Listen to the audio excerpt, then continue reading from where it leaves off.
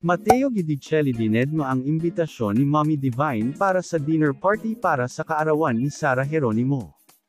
Hello mga ka-popsters, ang aming channel ay nag-a-upload ng mga latest, trending at iba pang updates tungkol kay Sarah Geronimo.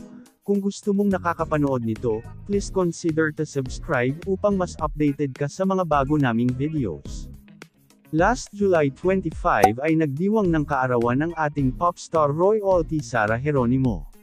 Noong gabi sa araw ng kanyang birthday ay nagkaroon ng dinner party kasama ang mga family and loved ones ng popstar kasama na din ang mga kaibigan. Isang intimate dinner lamang ang nangyari sa birthday ni Sarah pero madaming nakapansin na parang may kulang dahil wala ang family ni Sarah noong gabing iyon. Patungkol dito, galing sa isang reliable source, 2 weeks before Sarah's birthday tinatawagan di umano ni Matteo Guidicelli ang mother ni Sarah na si Mommy Divine para mag-invite at ipaalam ang surprise dinner party para kay Sarah ngunit hindi si Divina Geronimo nasagot sa tawag, nakailang tawag ang aktor hanggang ilang minuto ay nag-unattended na ang line ni Mommy Divine. Samantala, tinext na lamang ito ni Matteo para ipahatid ang imbitasyon sa pamilya ni Sarah Geronimo ngunit hanggang sa mag-birthday ang popstar ay walang response na natanggap ang pamilya Guidicelli. Ganun pa man ay tinuloy pa din ang dinner party para kay Sarah Geronimo kahit wala ang pamilya ni Sarah.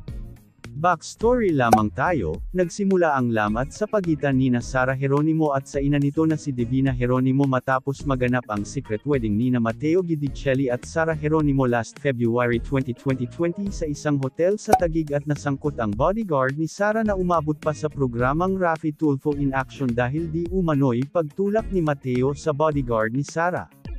Ayon sa source, matagal nang nagre-reach out si Matteo Guidicelli sa pamilya ni Sarah Geronimo pero hanggang ngayon ay wala pa ding response mula sa pamilya ni Sarah. Nakailang attempt sina Sarah at Matteo na pumunta sa bahay nina Sarah sa Cebu pero hindi natutuloy dahil wala silang natatanggap na basbas mula sa pamilya ni Sarah kung payag na pumunta si Sarah kasama si Matteo. Ano masasabi nyo dito mga ka-popsters? Please hit the like button, share and please consider to subscribe our official YouTube channel para updated ka sa mga latest news tungkol kay Sarah Geronimo.